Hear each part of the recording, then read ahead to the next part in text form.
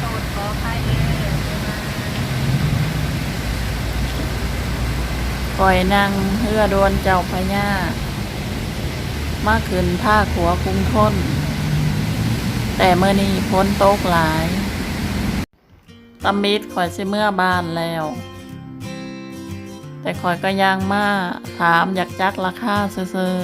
ๆป้อเบิงราคาแล้วข่อยก็เฮ็ดคลิปนี้เลยเด้อที่ข่อยเว้าไว้ว่าสิพาท่านผู้ชมไปเบิงต่างจังหวัด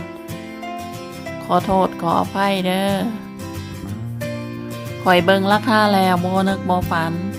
ว่าเฮือสำราญหรูหราแต่ราคาสัมผัสได้ข่อยก็ขอขอบคุณท่านผู้ชมทุกท่านเนาะที่เฮ็ดให้ข่อยได้นั่งเรือที่เข้ามากดซับตะไคร้เป็นกำลังใจให้ข่อยเด้อค่ะข่อยสิมาเว้ารายละเอียดเรือสำราญให้ฟังเด้อเรือสำราญริเวอร์ไซด์คุยมี2แบบคือ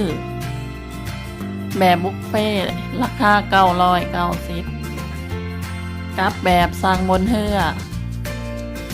จะเสียค่าปีขึ้นเรือคนละ180 บาทแล้วก็ไปสั่งอาหารในเรือได้แล้วเด้อราคาอาหารเพลินก็สามารถสัมผัสได้มื้อนี้ข่อยก็สั่งห่อหมกทะเลมะพร้าวอ่อนกับปลาเก๋าผัดกระเทียมโทนจานเพิ่นใหญ่กว่าหน้าข่อยหลายเด้อมาแซ่บน้ำกันเด้อท่านผู้ชมข่อยขอตัดเสียงในเฮือน้อย่านถึกนิกสิทธิ์เพราะเพิ่นเปิดเพลงพี่ปามี่ดังหลายแต่ข่อยก็ฮักพี่ปามี่เด้อแต่ข่อยย่านติดนิกสิทธิ์ข่อยก็ตำจอกกับไอ้คำรวยเนาะมื้อนี้ข่อยตำจอกได้พอบ่แม่นแอลกอฮอล์เด้อแต่เป็นโค้กเนาะบ่แม่นโค้กเพื่อสิแลน2 ทุ่มมาหอดทา4 ทุ่มครึ่งหวังว่าท่านผู้ชมทุกท่านคงบ่ว่าข่อยเด้อครั้งหนึ่งในชีวิตล่องเรือหรูหราแต่ราคาสัมผัสได้มื้อนี้นักท่องเที่ยวชาวจีน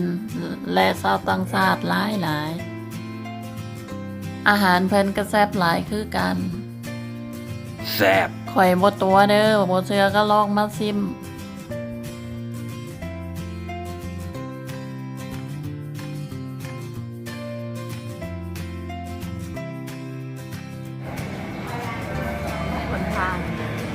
เวลาตอบท่านผู้ชมข่อยบ่ได้พิมพ์ข่อยใส่ไมโครโฟน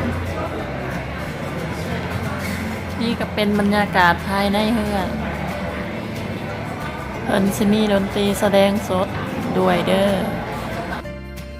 เฮือยังบ่ทันออกห่อหมกก็หมดแล้วมื้อนี้ข่อยเฮ็ดคลิปหมดมื้อฝากติดตามซีรีส์ข่อยแน่ว่าใช้เวลาจักชั่วโมงในการเฮ็ด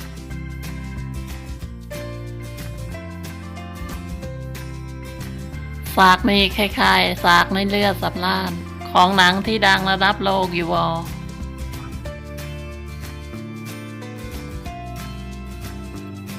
ข่อยกับพามาเบิ่งบรรยากาศภายในเรืออยู่ด้านลมเด้อ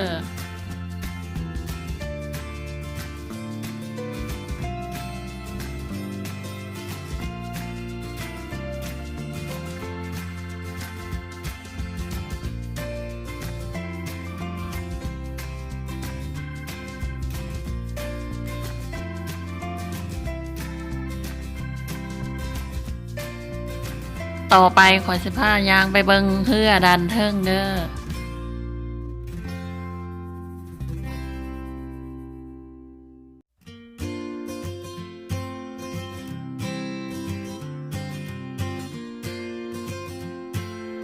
ตอนที่ข่อยเฮ็ดคลิปฝนก็ตกน้อยๆอยู่เด้อฟ้าแลบเป็นตาย้านหลายข่อยบ่เคยตัวแต่ข่อยย้านฟ้าแลบ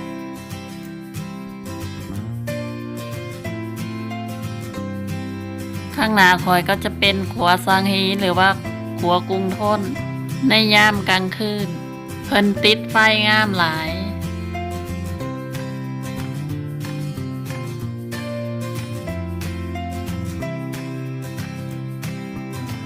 นี่ก็เป็นเฮือสำราญแบบบุฟเฟ่ต์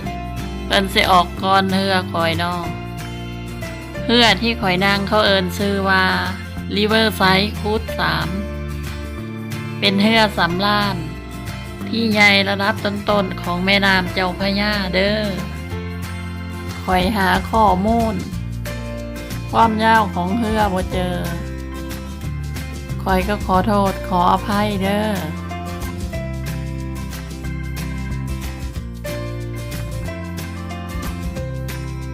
คอยก็เก็บวิวงามๆมาฝาก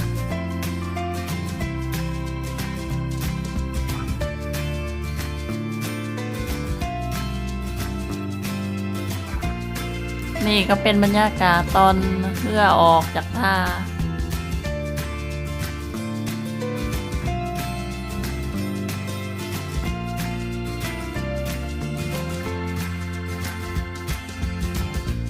แล่นมาสักพักก็สิเบิงขวาพระราม8มาเบิงกันเด้อว่าเกิดอีหยังแน่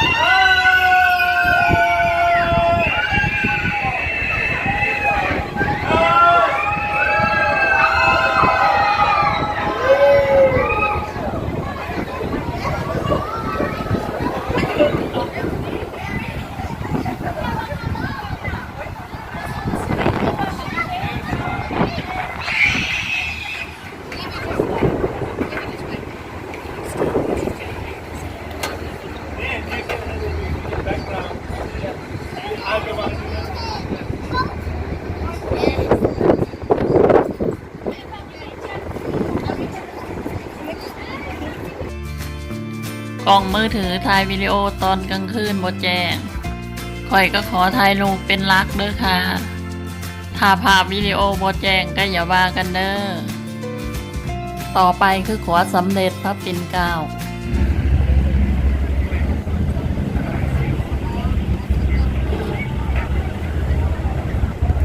สำเร็จพระปิ่นเกล้า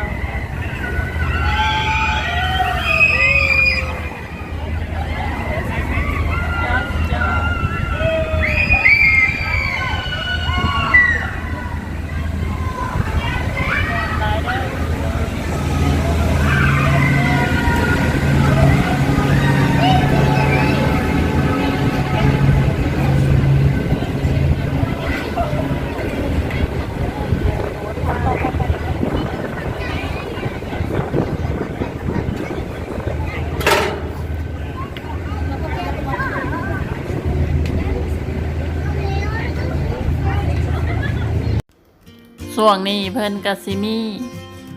การบรรยายประวัติของสถานที่สำคัญที่เฮือแล่นผ่านอยากให้ท่านผู้ชมมาฟังท่านบรรยายเสียงท่านนมเพราะหลายบรรยายได้ดีแท้นี่ก็เป็นพระปางวัดอรุณ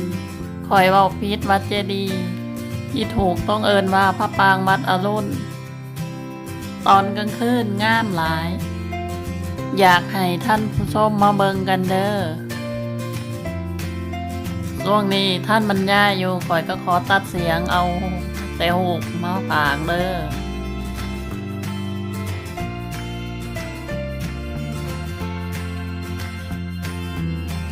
ข้างหน้าคือขัวพุทธเพื่อสิแลนติดขัวเลยเด้อมาเบิงกันเนาะ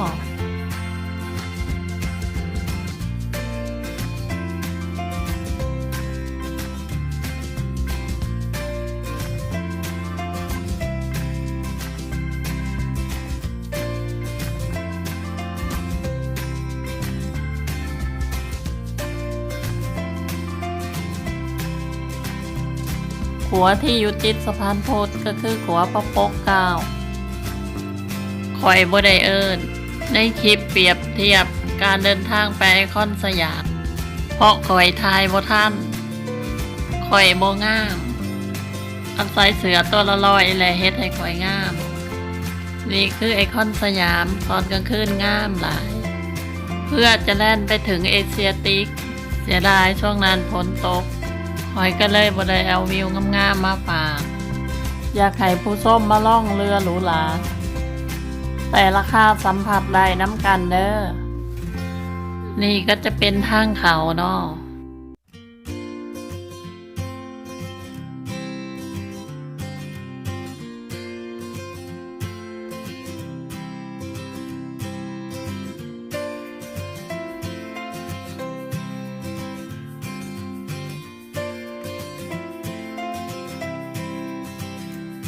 ฝากกด Subscribe กดกระดิ่ง กดติดตามเป็นกำลังใจขอยด้วยเด้อ